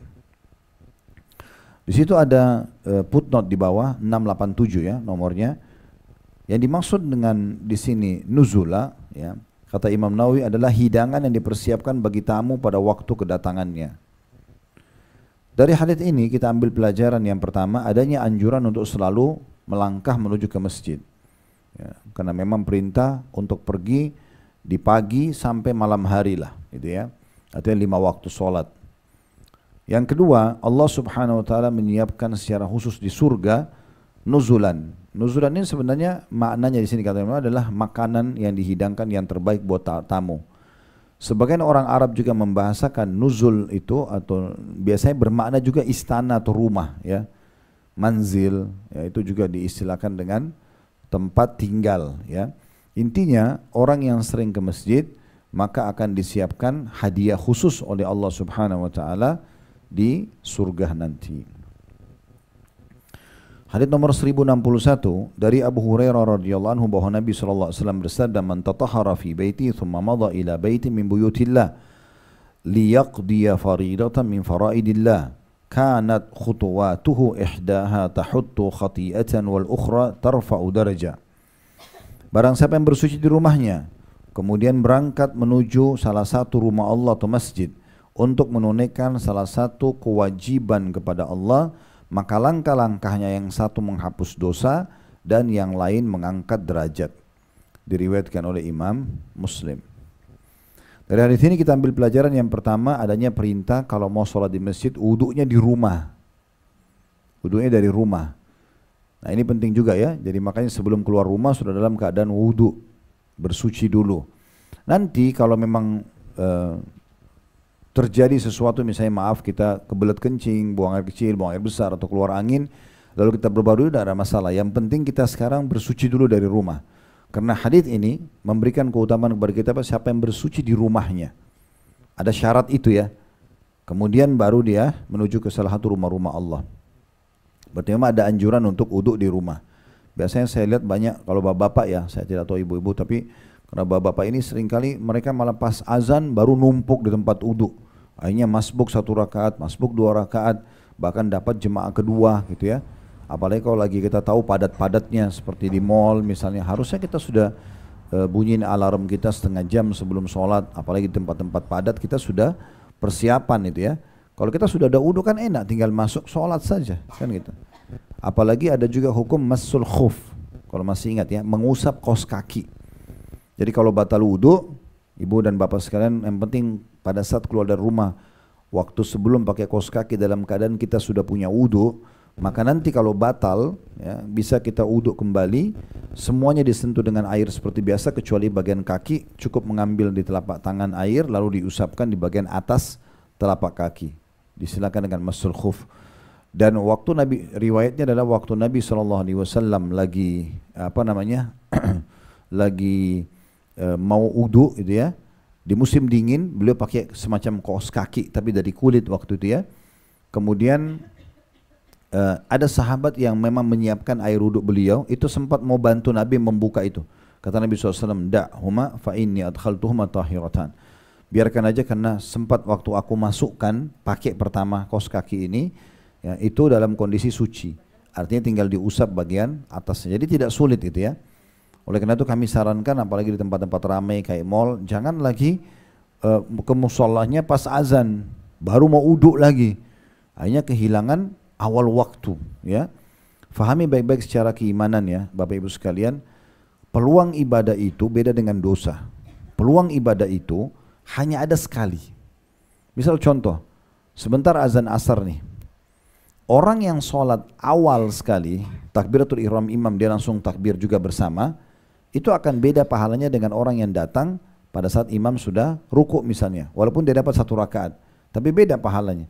Karena yang awal ini, ya itu mulai dari takbiratul ihram sudah mulai dicatat pahala oleh malaikat, dia dapat doa iftitahnya, dia dapat al-fatihahnya gitu kan, dapat surahnya. Sementara orang yang ruku hanya dapat doa ruku, apa sih gerakan ruku saja, walaupun dapat juga hitungan 1 rakaat kan gitu. Itu beda dan tidak bisa diperbaikin. Nggak bisa kita bilang imam tolong kembali ke pertama dong takbiratul ihram biar saya juga ikut dari awal. Udah tercatat selamanya di hari sampai hari kiamat, hari itu kita masbuk satu atau kita tidak dapat itu, tidak bisa diperbaikin.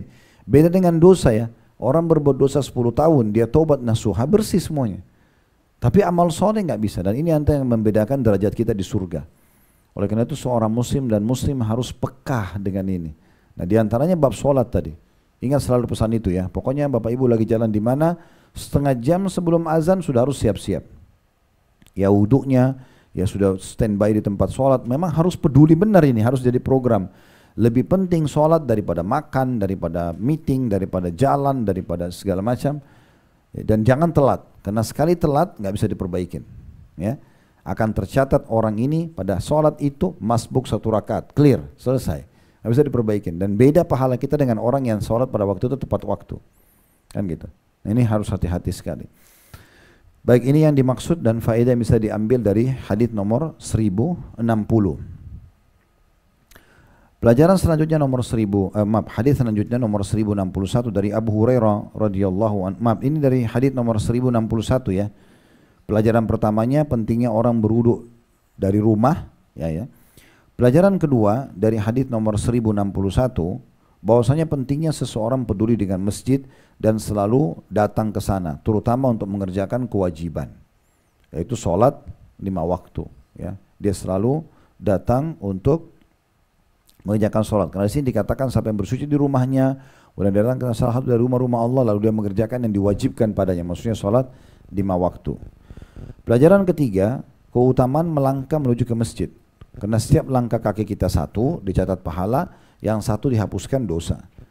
Saya pernah praktekin dulu satu waktu kami pernah ngontrak di sebuah tempat, waktu itu masih di Makassar. Antara tempat kontrakan itu dengan masjid itu cuma dipisah dengan satu jalan kecil. Saya kena penasaran mau jalankan hadis ini, saya mau tahu berapa langkah sih gitu ya. Dari depan rumah itu pendek sekali karena berhadapan sama masjid. Jalan dari pintu rumah menuju ke masjid itu 50 langkah. Artinya kalau kita hitung satu langkah dicatat satu pahala, terus dihapus satu dosa, berarti ada 50 pahala dan 50 dicatat 50 dosa dihapus. Dalam riwayat lain dicatatkan baginya atau diangkatkan 1 derajat. Dan ini setiap kali pergi dan pulang ini ya, akan mendapatkan keutamaan tersebut. Maka disebutkan maka satu langkah itu akan dihapuskan dosa dan satu lagi langkah diangkatkan derajat untuknya. Selanjutnya hadis nomor 1062 dari Ubay bin Ka'ab radhiyallahu anhu. Dia berkata, "Kana rajulun minal ansari la a'lamu ahadan ab'ada minal masjid min wa kanat la tukhti'uhu as-salah." La tukhti'uhu salah. Faqila lahu, "Law ishtarayta himaran litarkabu fi adh-dhalma'i war-ramda." Qala, "Ma yasuruni anna manzili ila jambil masjid inni uridu an yuktaba li mamshaya ila masjid wa ruju'i idza raja'tu ila ahli." Faqala Rasulullah SAW, "Qad jama'a Allahu laka dzalika kullah." Artinya, kata Ubay bin Ka'ab radhiyallahu anhu, ada seorang dari laki-laki Ansar yang sepanjang sepengetahuanku, ya, tidak ada orang lain yang lebih jauh tempat tinggalnya dari masjid, maksudnya masjid Nabi SAW ya, daripada dia. Namun begitu, walaupun begitu ya, dia tidak pernah tertinggal sholat berjamaah. Maka dikatakan kepadanya, ada yang kasih saran ke dia, seandainya engkau membeli seekor keledai untuk kamu kendarai di waktu malam yang gelap dan di waktu terik matahari. Orang tadi berkata, saya tidak senang seandainya saya tidak ingin seandainya rumahku dekat masjid, karena ya saya ingin perjalananku menuju masjid dan kepulanganku, ya, jika saya kembali kepada keluargaku dicatat untukku, maksudnya pahala. Maka Rasulullah SAW bersabda, Allah telah mengumpulkan semua itu untukmu. Hadis riwayat Muslim. Dari sini langsung saja kita ambil pelajaran. Ya, yang pertama, keutamaan Ubay bin Ka'ab radhiyallahu anhu karena beliau menceritakan kronologis riwayat ini kepada kita. Yang kedua, yang bisa kita ambil pelajaran di sini, bahwasanya pentingnya seseorang peduli agar tepat waktunya dalam sholat. Ya, di sini Ubay bin Ka'ab menceritakan ada seorang laki-laki Ansar. Saya tidak menemukan ada orang menurut pengetahuan saya sebatas ilmunya dia di saat itu yang lebih jauh rumahnya dari masjid. Dia yang paling jauh. Masjid Nabawi di mana, orang ini paling jauh. Semua orang yang lebih dekat rumahnya. Tapi tidak pernah luput dan telat satu kali pun sholat. Orang ini selalu tepat waktu. Berarti menandakan pentingnya seorang muslim peduli dengan masalah ini. Tadi sudah kita berikan masukan ya. Paling aman setengah jam sebelum azan ya. 20 menit lah. Kalau kita sudah punya wudhu, oke lah. Ya, kita bisa masuk mungkin 10 menit ya sebelum azan masih oke gitu ya. Tapi kalau di Masjid Haram, Masjid Nabawi bisa nggak dapat tempat ini ya. Karena penuh sekali. Jadi mungkin kita lebih cepat sebelumnya. Apalagi kalau di Ramadan ya, di akhir Ramadan, di 10 malam-malam ganjil itu luar biasa gitu ya. Orang pada berebut semuanya. Tapi di sini kita ambil pelajaran bahwasanya pentingnya juga seseorang itu selalu peduli dengan tepat waktu sholat ya. Allah Subhanahu wa taala akan memberikan penilaian tersendiri dan pernah ditanyakan kepada Nabi SAW, amal apa yang paling Allah cintai? Kata beliau, as-salatu ala waktiha, salat tepat waktu. Ini pelajaran yang kedua. Pelajaran ketiga yang bisa diambil dari hadis ini adalah bagaimana niat seorang muslim dan upaya dia dalam mengerjakan sebuah ketaatan itu akan mendapatkan besarnya kadar pahala sesuai dengan besarnya kadar perjuangan. Di sini sahabat ini waktu dilihat karena rumahnya sangat jauh, ada yang kasih masukan. Kenapa kamu nggak beli seekor keledai? Kalau kita sekarang tuh beli motor lah, mobil yang kamu bisa pakai di malam hari untuk ke masjid karena gelap, waktu itu belum ada penerangan gitu ya.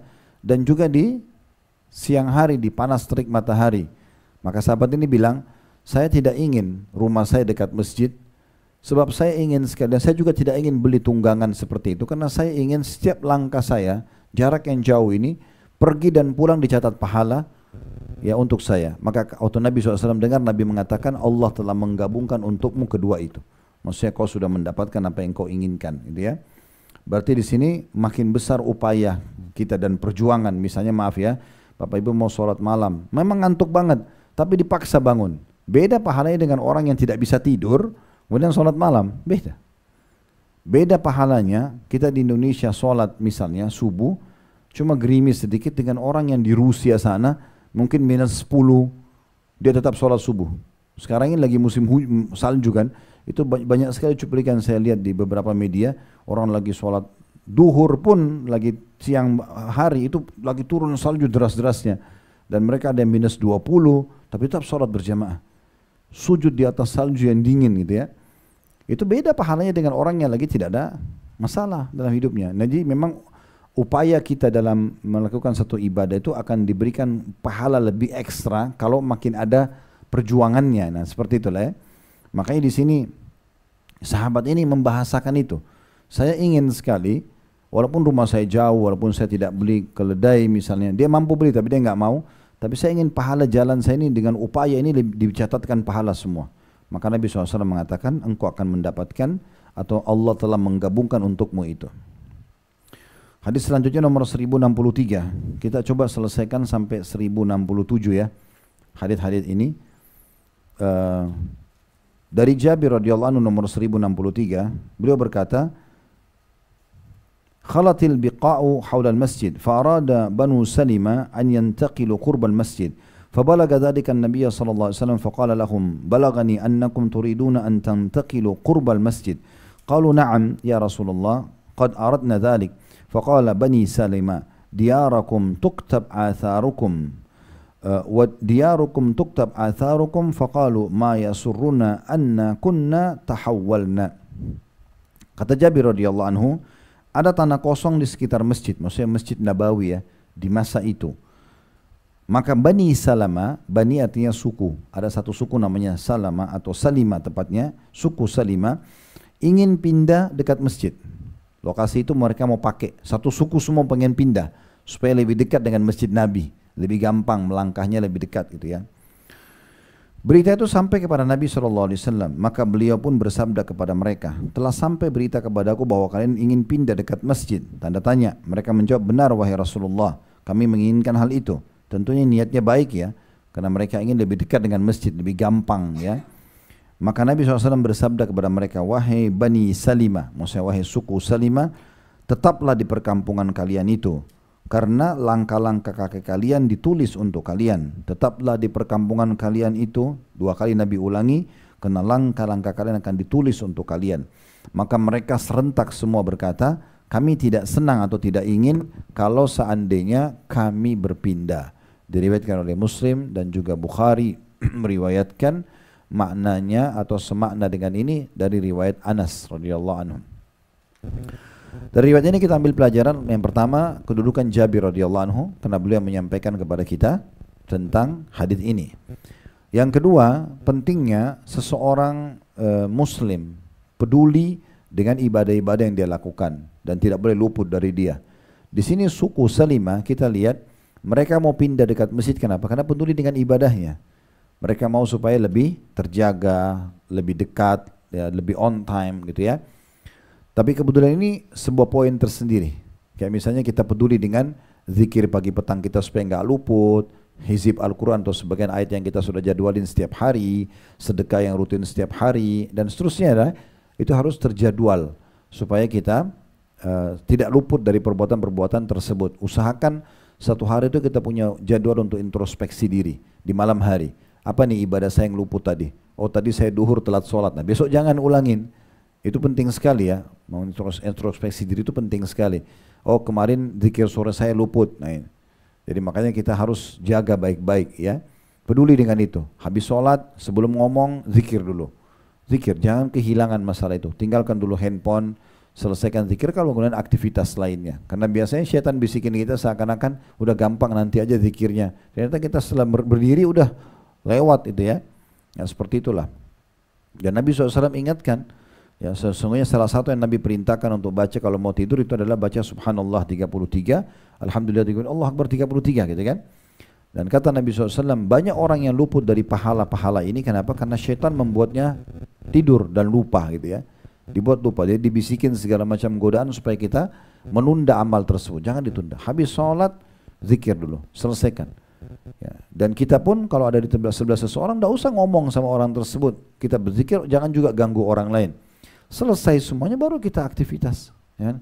Jangan begitu salam sudah pegang handphone, sibuk langsung membaca WA dan segala macam. Tidak, coba dulu yang lain. Karena itu ada waktunya kan, zikir itu tidak lama. Dan subhanallah, saya pernah mengadakan eksperimen ya. Coba duduk habis sholat zikir, dengan setelah habis sholat berdiri terus aktivitas. Dengan niat dua-duanya mau dijalankan. Beda sekali. Kalau kita duduk habis sholat itu kayak waktu berkah benar gitu ya. Dalam hitungan berapa menit, 2-3 menit sudah selesai semuanya. Tapi kalau kita jalan, kalau tadi subhanallah alhamdulillah tidak selesai-selesai gitu ya. Jadi kayak kehilangan momen untuk itu gitu ya. Oleh karena itu jangan disia-siakan teman-teman sekalian. Nah ini pelajaran yang juga bisa kita ambil yang kedua. Pelajaran yang ketiga, pentingnya seseorang memberikan masukan kepada muslim, seorang muslim, agar mereka menjaga ya amal-amal mereka, mana yang lebih baik dari yang sudah mereka kerjakan. Di sini Nabi SAW kasih masukan, Bani Salamah. Sebenarnya niat mereka baik. Tapi karena ingin pindah di tanah kosong di dekat Masjid Nabawi dan satu suku semua mau pindah. Tapi Nabi SAW menjawab itu sambil mengatakan tetap di tempat tinggal kalian. Selama kalian masih mau jaga sholat ke masjid, langkah-langkah kalian akan menjadi saksi buat kalian, dicatatkan pahala buat kalian. Maka ini berarti kan kita memberikan masukan yang lebih baik bagi seorang muslim ya. Itu satu hal yang baik. Karena kalau kita berikan dukungan terhadap amal yang dia kerjakan, lalu kemudian dia tetap kerjakan, kita akan panen pahala dari orang tersebut. Saya ingat dulu ada seorang ustadz ketemu sama saya gitu ya. Waktu itu saya kebetulan ada kajian di Al-Azhar Kalimalang waktu itu, sempat ada kajian di sana. Ini jauh sebelum pandemi dan mungkin waktu awal-awal kami ke Jakarta. Saya biasanya jalan ke sana itu satu rute aja. Kebetulan ketemu saya dan dia tinggal dekat sana, lalu dia bilang sama saya, Ustadz kalau ke sana lewat mana? Saya bilang lewat sini. Di mana jalan lebih cepat, lewat sini, ditunjukin sama dia. Setelah saya coba ternyata betul gitu ya. Menghindari macet, karena itu tuh kajiannya maghrib isya, jadi asar biasa macet banget gitu. Dia begitu tunjukin, saya jalan dan sekian lama, saya lupa berapa lama berjalan setelah dia tunjukin jalan itu saya jalan kajian ke sana. Padahal semua memberikan solusi jalan yang lebih baik. Saya waktu itu membayangkan berapa banyak pahala orang ini dapatkan, dia mungkin tidak ikut di kajian, dia cuma memberikan masukan saja gitu ya. Itu sangat baik, kita memberikan petunjuk-petunjuk yang baik, itu juga bagian daripada yang bisa kita ambil dari hadis ini. Pelajaran terakhir bahwasanya semua tempat yang digunakan untuk sholat, ya, melangkah kaki, tempat untuk sujud, ya, itu semua akan menjadi pahala, dicatat pahala dan akan jadi saksi buat kita pada hari kiamat nanti. Hadis nomor 1064 dari Abu Musa radhiyallahu anhu, beliau berkata, Rasulullah SAW bersabda, Inna a'zaman nasi ajran fi salati ab'aduhum ilaiha mamsha fa'ab'aduhum walladhi yantadhiru as-salata hatta yusalliha ma'al imam a'zamu ajran min alladhina yusalliha thumma yanam. Sesungguhnya manusia yang paling besar pahalanya di dalam solat adalah orang yang paling jauh perjalanannya menuju solat, dan begitu seterusnya. Dan juga orang yang menunggu solat hingga melakukannya bersama imam pahalanya lebih besar daripada orang yang solat sendiri kemudian tidur. Hadis ini diriwayatkan oleh Bukhari dan Muslim. Muttafaqun alaih artinya Bukhari Muslim ya. Yang di bold itu muttafaqun alaih artinya disepakati oleh Bukhari dan Muslim. Dua-duanya tentu kalau sudah meriwayatkan hadis dianggap hadis yang sahih. Terjemahannya kata Nabi SAW di sini ya, jelas sesungguhnya manusia yang paling besar pahalanya dalam sholat adalah orang yang paling jauh perjalanannya menuju sholat dan begitu seterusnya. Dan orang yang menunggu sholat hingga melakukannya bersama imam pahalanya lebih besar daripada orang yang sholat sendiri kemudian tidur. Dari hadis ini kita ambil pelajaran yang pertama, pentingnya seseorang itu peduli dengan perjalanan menuju ke masjid. Dan makin jauh tempat dia melangkah, maka makin besar pahalanya. Saya tiba-tiba teringat juga sebuah athar Abu Hurairah radhiyallahu anhu, sahabat Nabi ini, kalau dia Bapak Ibu sekalian mau sholat, itu dia keluar jauh sebelum waktu sholat. Kemudian dia sengaja keliling melewatin rumah kerabat dan teman-temannya di Madinah. Sambil mengingatkan, ayo sholat yuk, sebentar lagi sholat, sebentar lagi. Dia keliling, baru dia masuk ke masjid. Baru dia sampai ke masjid. Tujuannya supaya langkahnya lebih banyak sekaligus dapat pahala mengajak orang lain. Itu yang salah satu yang mereka lakukan sebagai bentuk upaya meraih pahala lebih besar dalam setiap langkah menuju ke masjid. Pelajaran yang kedua bisa diambil adalah bahwasanya pentingnya seseorang menjaga sholat berjamaah dan tidak tergesa-gesa untuk menyelesaikan sholat. Ya, di sini dikatakan kata Nabi SAW, orang yang sholat bersama imam, dia sabar, dia tunggu sampai iqamah lalu selesai salam baru kemudian dia beraktivitas, lebih baik, lebih besar pahalanya dibandingkan orang yang buru-buru. Dia langsung sholat, kemudian dia tidur setelah itu, ya, misalnya habis subuh atau intinya habis sholat atau dia aktivitas yang lainnya, sementara dia tidak mendapatkan sholat berjamaah. Di sini berarti ada penekanan untuk peduli dengan sholat berjamaah itu. Hadis nomor 1065 selanjutnya ya, dari Buraidah radhiyallahu anhu dari Nabi SAW beliau bersabda, "Basyirul masya'ina fi dhulami ilal masajid bin nurit tami yaumal qiyamah." Berilah kabar gembira kepada orang-orang yang biasa berjalan dalam kegelapan malam menuju masjid bahwa mereka akan mendapatkan cahaya yang sempurna pada hari kiamat. Diriwayatkan oleh Abu Dawud dan juga Tirmidzi. Dari hadis ini kita ambil pelajaran yang pertama, pentingnya seseorang muslim, sekali lagi mirip dengan judul bab kita, memperbanyak langkahnya menuju ke masjid. Ya, karena dikatakan basyirul masya'in, sampaikan berita gembira kepada orang-orang yang suka jalan menuju ke masjid ya. Pelajaran kedua, bahwasanya adanya cahaya akan diberikan pada hari kiamat bagi semua orang yang jalan menuju ke masjid ya. Yang dimaksud dengan di kegelapan sini, itu maksudnya dia kalau sholat subuh, sholat isya, biasanya kan gelap. Ya, mereka tetap ke masjid, maka itu akan diberikan justru cahaya yang terang pada hari kiamat nanti. Baik, dua buah hadis terakhir dalam bab kita, dan kita tutup dengan ini, yaitu hadis nomor 1066 dan 1067. 1066 berbunyi dari Abu Hurairah radhiyallahu anhu, beliau berkata bahwasanya Rasulullah SAW bersabda, "Ala adullukum ala ma yamhullahu bihil khataya wa yarfa'u bihi darajat?" Qalu bala ya Rasulullah, qala isbagul wudu'i 'alal makarih wa kathratul khuta' ilal masajid wa intidarus salati ba'da shalah fadzalikumur ribat. Maukah aku tunjukkan kepada kalian sesuatu yang karenanya Allah menghapus dosa-dosa dan mengangkat derajat-derajat? Mereka menjawab, "Iya, wahai Rasulullah." Beliau bersabda, menyempurnakan wudu pada saat-saat yang tidak disukai, banyak melangkah menuju masjid-masjid dan menunggu sholat setelah sholat. Yang demikian itu adalah ribat, yang demikian itu adalah ribat. Hadis ini diriwayatkan oleh Imam Muslim. Langsung saja kita ambil pelajarannya. Yang pertama, pentingnya seorang muslim untuk selalu mencari amalan-amalan yang paling banyak memberikan pahala dan juga yang bisa menghapuskan dosa-dosa serta mengangkat derajat. Ini pernah saya titik beratkan Bapak Ibu sekalian kalau ingat ya. Dalam satu jenis ibadah kita bisa meraih banyak sekali pahala. Misal kalau kita sholat saja, daripada sholat sendiri, kalau mau dapat pahala ekstra, ajak orang lain sholat. Maka ajakan kita ini dengan memarketingkan sholat tersebut, kalau orang kerjakan juga, maka secara otomatis dapat pahala. Majelis ilmu begini misalnya, atau adalah majelis ilmu di masjid misalnya, contoh. Kalau di sini mungkin kena keterbatasan tempat, misal contoh, kalau ada di masjid misalnya, dan memang terbuka untuk umum, lalu kita sebarkan flyernya. Cukup banyak jadwal para ustadz-ustadz kita, misalnya kita sebarkan di medsos kita atau di grup misalnya, dan ada yang datang. Maka kita dapat pahalanya. Selain kita dapat pahala, kita juga hadir misalnya, maka orang lain hadir, kita panen pahala mereka. Misal contoh, kita juga bisa meraih selain mengajak orang dengan mengemas ibadah tersebut. Saya pernah bahasakan ya, beda pahalanya orang yang sholat dengan baju apa adanya. Misalnya ibu-ibu pakai mukena apa adanya, mukena biasa aja, mungkin mukena sudah seminggu belum dicuci misalnya, atau 2 minggu, kita sholat saja, yang penting sholat. Mungkin saya di rumah sendirian antara saya sama Allah. Beda dengan orang yang memang selalu persiapkan, per sehari sekali atau 2 hari sekali itu sudah dicuci. Dan mungkin dibubuhi wangi-wangian, karena ibu boleh saja kalau sholat pakai minyak wangi, nggak dilarang gitu kan. Apalagi kalau di rumah ya. Yang dilarang itu kan kalau ada keluar dari rumah, itu yang dilarang. Tapi kalau sholat, sejadahnya disiapkan sejadah yang khusus, misalnya dibubuhi parfum, itu kemasan namanya, mengemas ibadah tersebut. Ini ada ekstra pahala. Ya, ini ada ekstra pahala. Tadi ada upaya untuk mengerjakan ibadah seperti nanti Ramadan. Ramadan itu semua hotel di Mekah sama Madinah mahal. Semuanya, apalagi seputaran Ramadan. Tapi ada orang mau menunjukkan pedulian pada ibadahnya kepada Allah, dia tidak peduli lagi, dia langsung saja masuk ke dalam hotel tersebut dan menginap demi untuk mengerjakan ibadah dan meraih pahala maksimal. Misal contoh, ini semua ada upaya ini adalah ekstra pahala di sisi Allah Subhanahu wa ta'ala. Saya juga perlu ingatkan di sini riwayat tentang perkataan Nabi SAW kepada para istri beliau waktu beliau masih hidup.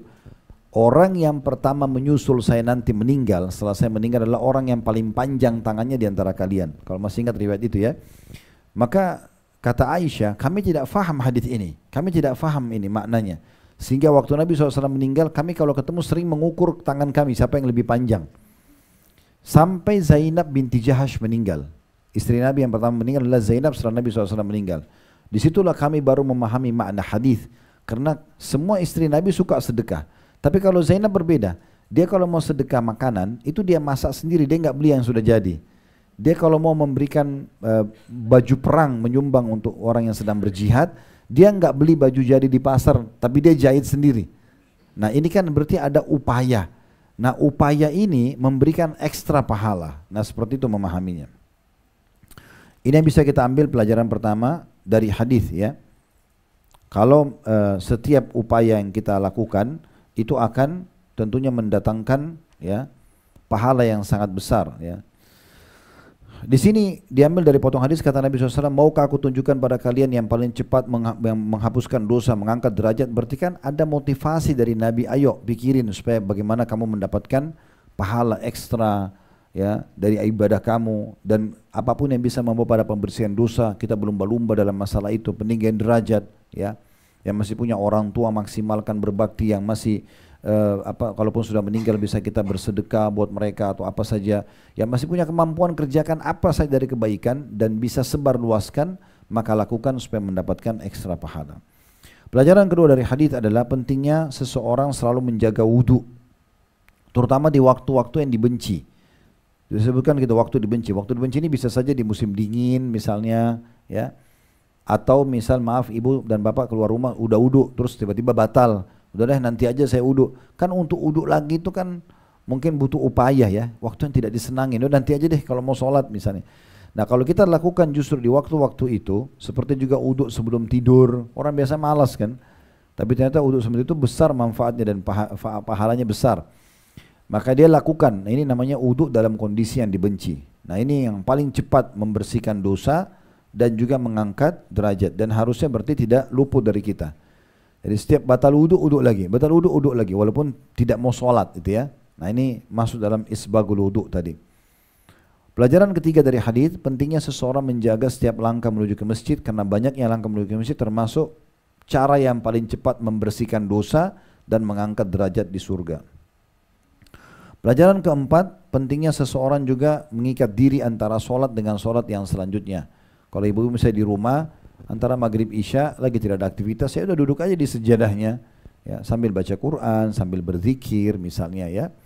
Ya dia tunggu sampai isya, itu mengikat diri antara sholat dengan sholat. Atau lagi ke masjid, nah biasanya kan diadakan pengajian tuh maghrib isya, karena itu waktu yang pendek, mudah gitu ya. Orang pergi sholat maghrib di masjid sekalian ikut pengajian sudah sampai isya. Nah ini kalau mengikat diri antara sholat dengan sholat dianggap ribat. Dan sudah pernah kita jelaskan itu ya. Makna ribat artinya mengikat diri di jalan Allah Subhanahu wa ta'ala. Biasanya diistilahkan untuk orang yang jihad. Orang jihad itu seperti misalnya orang lagi berjaga-jaga antara perbatasan muslim sama kafir. Ini pasukan muslim, pasukan kafir. Berhadapan tuh ya. Nah orang kalau berjaga-jaga di situ, kata Nabi SAW, ribatu yauman fisabilillah khairu minad dunya wa ma fiha. Berjaga-jaga satu hari di jalan Allah itu lebih baik daripada dunia dan seluruh isinya. Maka kita bisa dapat pahala ini dengan cara menunggu antara solat dengan solat selanjutnya. Riwayat terakhir yang kita belajar dalam bab kita ini yaitu nomor 1067 dari Abu Sa'id Al-Khudri radhiyallahu anhu dari Nabi SAW. Beliau bersabda, "Idza ra'aitumur rajula ya'tadul masajida fashhadu lahu bil iman. Qala Allah azza wa jalla, innama ya'muru masajidallahi man amana billahi wal yawmil akhir." Apabila kalian melihat seseorang biasa mendatangi masjid, maka saksikanlah bahwa dia beriman. Allah subhanahu wa ta'ala berfirman, sesungguhnya yang memakmurkan masjid-masjid Allah hanyalah orang-orang yang beriman kepada Allah dan hari akhir. Diriwayatkan oleh Tirmidzi dan dia mengatakan hadis ini adalah hadis yang hasan. Riwayat ini ya memberikan pelajaran kepada kita. Yang pertama, pentingnya seseorang peduli dengan masjid. Dan semua orang yang peduli dengan masjid, apakah pembangunannya, apakah perawatannya, apakah aktivitas masjid tersebut, misalnya sholat, majelis ilmu, semua itu, maka sudah cukup menjadi tolok ukur orang itu orang baik. Berarti di sini berarti kepedulian dengan masjid berarti menunjukkan ada penilaian khusus ya, bahwasanya orang ini baik ya. Makanya sering kami bahasakan kalau seorang muslim mau mencari calon suami, maka calon suami itu di masjid ya. Tolak ukur kalau orang itu selalu di masjid, azan sudah di saf pertama, selalu menjaga sholatnya, itu sudah cukup menjadi tolak ukur poin terbesar dalam menilai orang ini baik atau tidak. Karena itu Nabi SAW sendiri yang bilang, kalau ada orang yang kalian temukan peduli dengan masjid, selalu kalau azan ke masjid dia sibuk dengan masjid, hatinya terpaut dengan masjid, sibuk dengan ta'lim di masjid, maka orang ini kata Nabi SAW saksikan kebenaran imannya.